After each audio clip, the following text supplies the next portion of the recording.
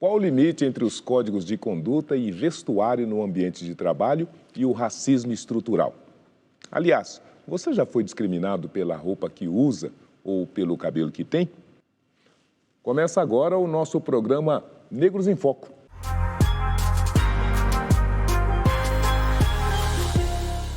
Para conversar com a gente, temos aqui no estúdio Georgette Leite Lemos, que é CEO da Georgette Lemos Pesquisas e Serviços de Consultoria. Muito obrigada, uma honra estar aqui com todos vocês. E Ana Paula Franzotti, diretora de Cultura da Unilever. Uma alegria enorme estar aqui ao lado de vocês, uma honra mesmo. Muito obrigada pelo convite. Bom, não dá para começar o programa sem antes esclarecer. O que é dress code? Código de vestimenta que inicialmente, lá há alguns séculos, foi criado para estabelecer diferenças entre nobres e plebeus. Então, a história começa com a exclusão. E, ao longo dos anos, isso foi sendo modificado, melhorado, e hoje nós temos as organizações estabelecendo suas normas, seus procedimentos, suas políticas, né, para que a empresa possa ter uma representação, tanto interna quanto externa, da imagem que ela quer que nós, consumidores, que nós, mercado, que nós, investidores, tenhamos sobre os valores dela. O dress code também ele é uma fotografia do contexto, do momento que a gente está vivendo. Então, se eu pegar, quando eu comecei a trabalhar, há alguns poucos anos atrás, os homens, mesmo numa fábrica, eles tinham que ir vestidos de gravata, de camisa. As mulheres tinham que ir vestidas de saia, né, ou de calça social. Georgette, qual que é esse limite, né, entre a norma e essa necessidade de garantir a autonomia, a liberdade das pessoas? Respeito. Nós temos, sim, que representar os valores da organização, nós temos que estar atentos à nossa imagem para o público externo, mas principalmente para as pessoas internamente, nós temos que conhecê-las o suficiente para que esta norma, para que este procedimento não se torne uma doença, não se torne algo que vá limitar a felicidade das pessoas no ambiente de trabalho. Sem dúvida, a Georgette tocou no ponto certo. A gente não pode esquecer que o cabelo, a forma como a gente se veste, as nossas tatuagens, os nossos piercings, eles fazem parte da nossa identidade no mundo, é a forma como a gente se expressa no mundo. Então, como que a gente traz isso para a organização com um olhar de respeito e de inclusão, e não de exclusão como foi feito no começo, né, do dress code, que era uma forma de excluir. Hoje, nas organizações, isso não cabe mais. O ambiente hoje recepciona a tatuagem, o piercing com tranquilidade, mas não recepciona ainda, por exemplo, o cabelo da mulher negra, o cabelo do homem negro. Por que essas coisas ainda acontecem, Georgette? Eu percebo que o dress code tem toda uma gama de aspectos favoráveis, mas ele é como se fosse uma moldura para o corpo humano, para aquele corpo que está ali a serviço da organização. E o nosso corpo é político. Toda vez que nós chegamos a um determinado ambiente, nós somos primeiro avaliados, queridos ou não, pela nossa aparência. Então, a questão, eu remonto aos preconceitos, aos estereótipos preconceitos que nos levam a discriminar as pessoas. Então, quando nós chegamos em um ambiente e o nosso cabelo ele não está alinhado ao padrão que a organização está estabelecendo, automaticamente você no caso, a pessoa preta parda, ela é discriminada, porque nós não discriminamos o cabelo da pessoa branca. Eu vou convidar vocês para que a gente ouça o que as pessoas na rua têm a saber sobre se o preconceito, né, pelo jeito de vestir ou usar o cabelo, em alguma medida fez alguma intervenção. Vamos ver o que eles nos disseram.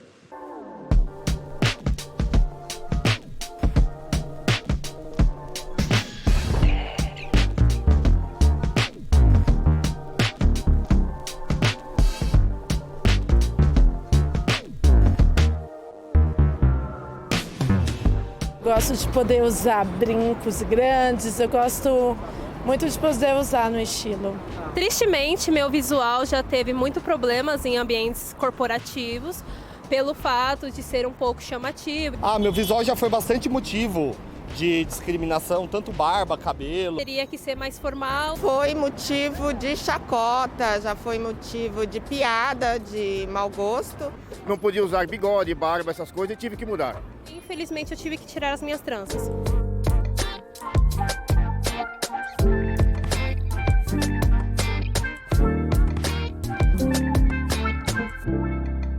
Este cabelo mostra um pouco das minhas origens. Porque também é uma questão de resistência. Eu aceito bem agora meu tom de pele, que eu já tentei muito disfarçar. Amo meu estilo, amo ser negra, amo assumir a minha cor, amo quem eu sou, amo meu cabelo, viu? E tudo em si, em mim mesmo, com muito orgulho de ser negra. E eu tento passar isso para minha filha também, para ela passar por menos situações constrangedoras e discriminatórias do que eu passei já na minha juventude.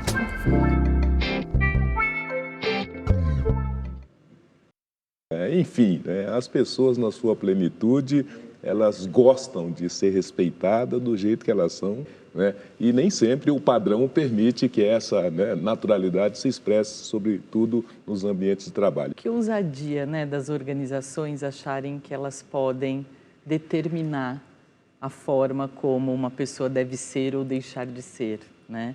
Hoje a gente sabe que quando a gente abraça a diversidade, abraça a inclusão, abraça as pessoas do jeito que elas são, isso é um fator competitivo. Mas acho que nós não podemos deixar de lado que essa conquista, ela veio de algumas décadas atrás, porque eu mesma, no início da minha atividade no mundo corporativo, eu precisei alisar o meu cabelo. Você se sentiu bem tendo que alisar seu cabelo? Eu me senti como se eu tivesse tendo que ser outra Georgette, uma atriz. E o tal do engajamento que tanto se fala, se pretende alcançar, ele não vai ser alcançado com pessoas que precisam deixar de ser o que elas são. Eu vou convidar vocês para conversar com a nossa queridíssima Maria Gal.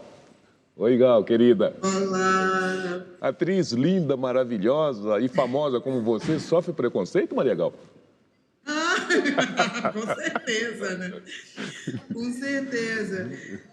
Ainda mais a gente tem também a questão do colorismo, né? A mulher negra retinta, dos lábios grossos, nariz largo, né? Dentro desse padrão, né?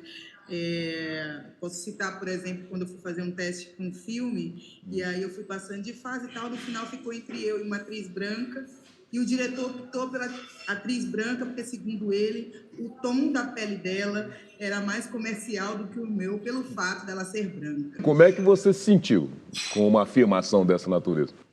Olha, porque assim, eu sempre soube que o racismo existia, mas ouvir isso me trouxe um impacto muito grande, porque esse racismo que é velado, né, entre aspas, se mostrou de forma muito escancarada para mim, a ponto de que eu pensei, não, vou ter que tomar um protagonismo nisso.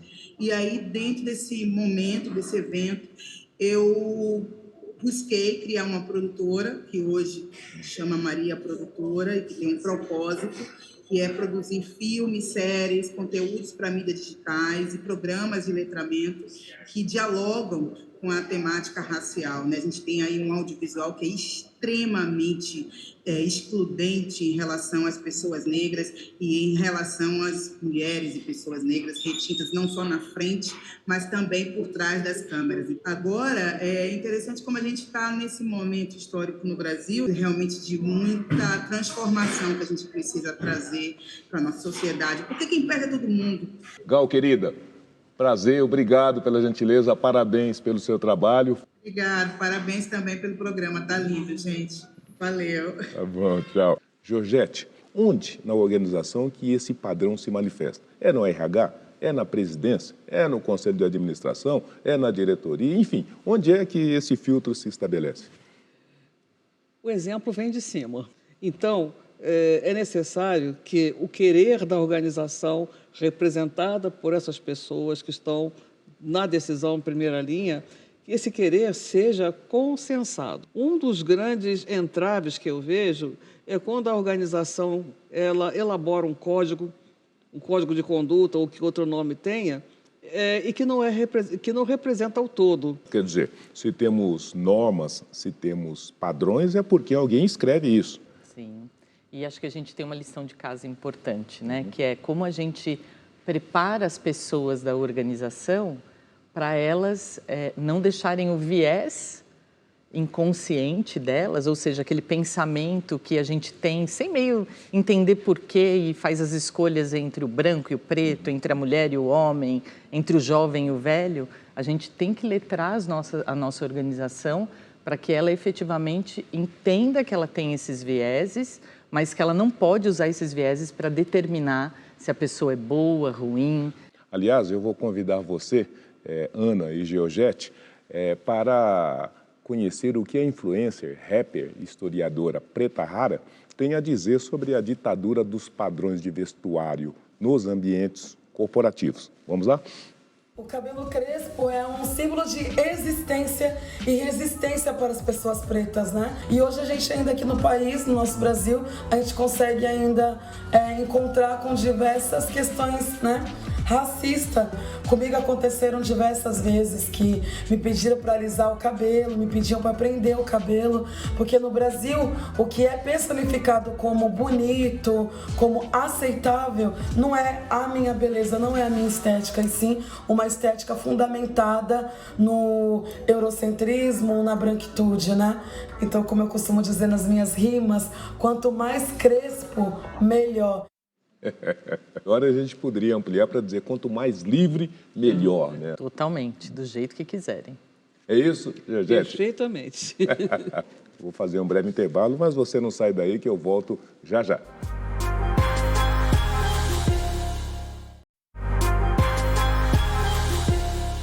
Já estamos de volta com o nosso programa Negros em Foco. O papo hoje é dress code e racismo no ambiente de trabalho. Você já foi discriminado pela roupa que usa ou pelo cabelo que tem? Para conversar sobre isso, hoje nós convidamos aqui no nosso estúdio a Georgette Leite Lemos, que é CEO da Georgette Lemos Pesquisas e Serviços de Consultoria, e também a Ana Paula Franzotti, que é diretora de Cultura da Unilever. Olha, mas antes de continuarmos nossa conversa, eu quero citar o documentário Good Hair, que mostra a cultura do alisamento de cabelos entre as mulheres negras americanas. Faz um protesto contra esse padrão irreal de penteado. Georgette, esse debate, sobretudo do cabelo, tem ganhado força, tem ganhado voz, ele tem sido acolhido, ele tem tido uma preocupação intensa no ambiente corporativo, na sua opinião? Nós, negros, de uma forma geral, pretos e pardos, nós estamos tendo mais representatividade, só não temos ainda proporcionalidade, né? Então, na medida em que as organizações estão admitindo pessoas através de alternativas mais arrojadas, né, para que haja uma equidade maior, mas eu ainda não percebo uma mudança na atitude das pessoas que já estão na organização, principalmente aquelas em cargos de liderança. E isso eu acredito que só vai ser melhorado na medida em que nós tivermos maciçamente letramento racial. Ana, qual é a sua opinião? Hoje não tem como a gente falar de inclusão da negritude, inclusão dos negros, se você não tem um grupo de afinidade de negros para poder ouvir o que esse grupo precisa. Para começar a provocar a transformação de todos os lados da organização. Sim. E é a gente também letrando a nossa liderança, letrando a nossa organização, para que juntos a gente possa criar essa jornada de inclusão.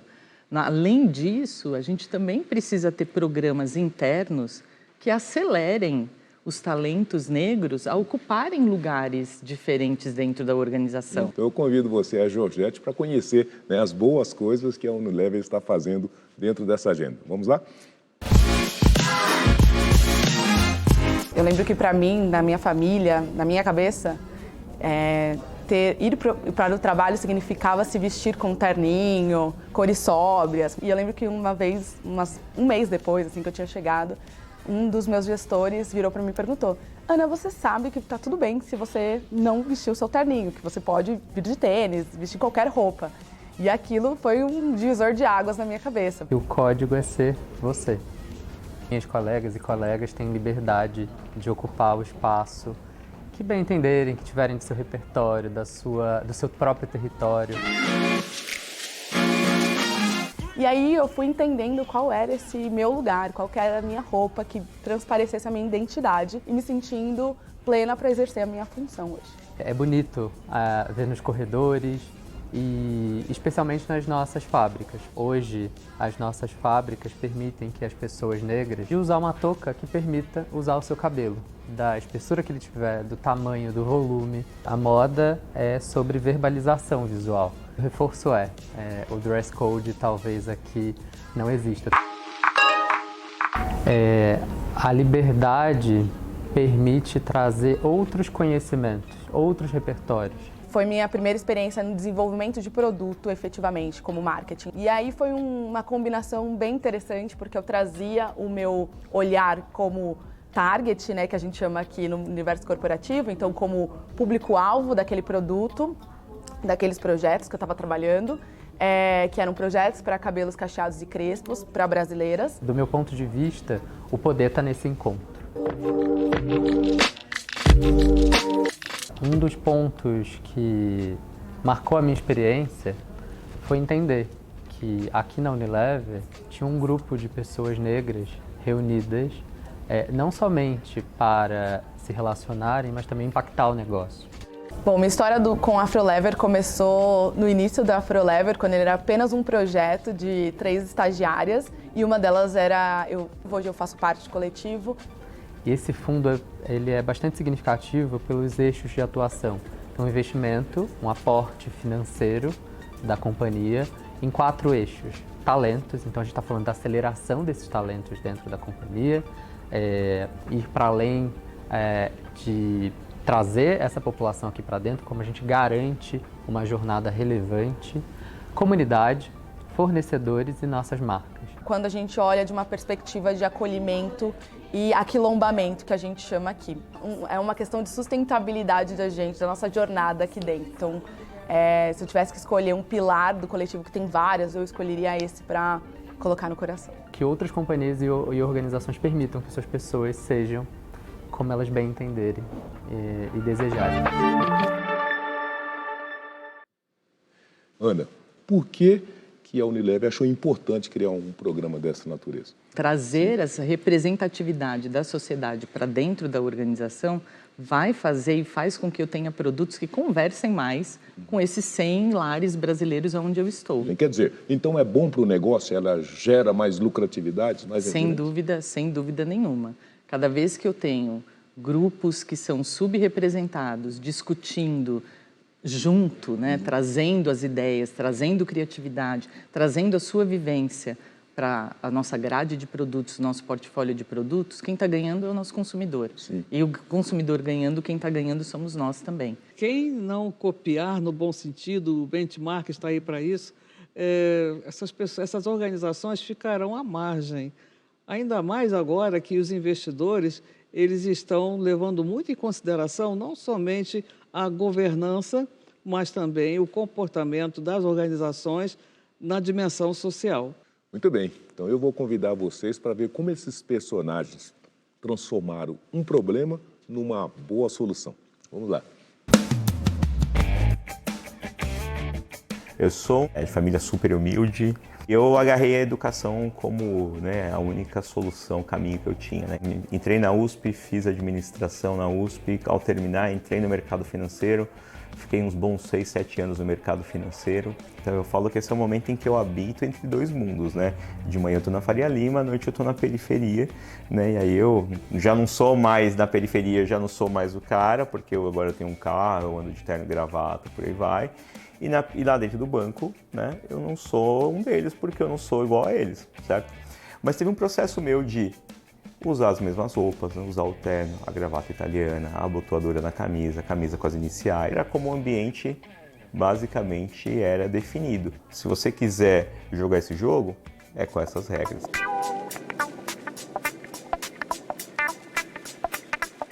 Eu fui criada pela minha avó, que era preta. E ela nasceu numa fazenda de café numa condição de escravizada. O fato de ouvir essas histórias da minha avó me fazia questionar a realidade social que eu vivia. Decidi parar de alisar e colocar tranças soltas, longas, exatamente como essas que eu tô hoje. E quando a nossa diretora chegou, ela achou um absurdo a trança.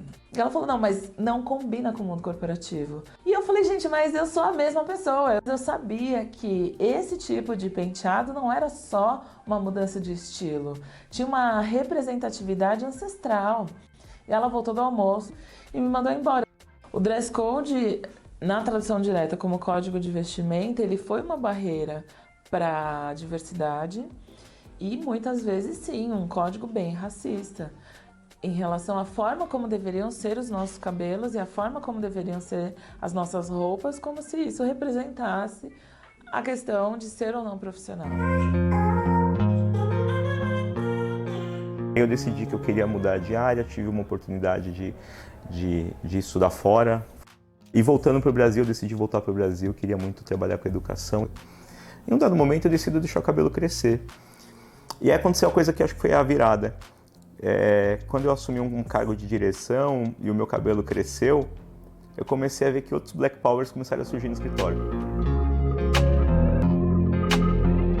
Muitas pessoas falavam, você trabalha com RH, me dá uma dica de como que eu monto um currículo, como que eu me comporto na entrevista. Como era muita gente pedindo, um amigo meu falou, por que você não cria um projeto de empregabilidade para negros? Em média, por ano, temos mais de 400 empresas que procuram a gente espontaneamente, porque eles entendem que precisam fazer alguma coisa.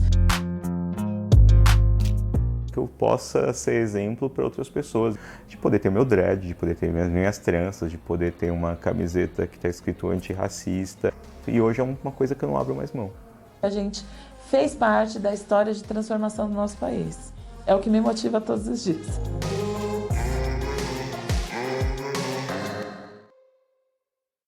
Pois é, Georgette, a gente está vendo que identidade, liberdade e autonomia pode custar caro, né? Pode custar até a limitação, o cerceamento de um sonho pode se manifestar como uma discriminação racial e pode, inclusive, significar a demissão do emprego. Como é que a gente concilia todas essas coisas?